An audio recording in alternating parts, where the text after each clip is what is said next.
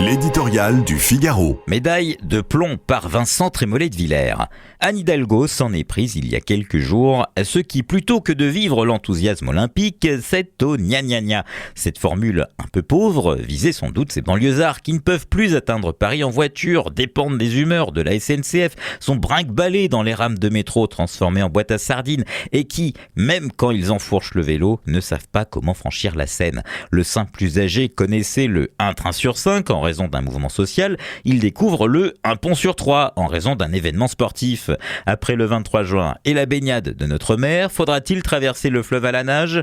Malheur pourtant à celui qui ne déborde pas de joie à l'idée de passer des heures dans une éprouvante et impossible traversée de Paris. On lui dira qu'il est bien scrogneux puis que c'est une fois par siècle, mais c'est justement ceux qui ont au cœur l'esprit olympique et l'amour de la plus belle ville du monde que ce désordre gigantesque révolte. Il déconcerte le Parisien qui se demande pourquoi les plus beaux décors, comme celui de la Concorde, sont défigurés par des gradins tandis que les fontaines sont recouvertes. Il décourage les bistrotiers qui prévoient de tirer le rideau, les taxis qui, épuisés par l'embouteillage perpétuel, comptent bien quitter la ville, les habitants qui organisent leur exode, les parents qui ne savent plus où donner de la poussette, les salariés qui se préparent à travailler chez eux.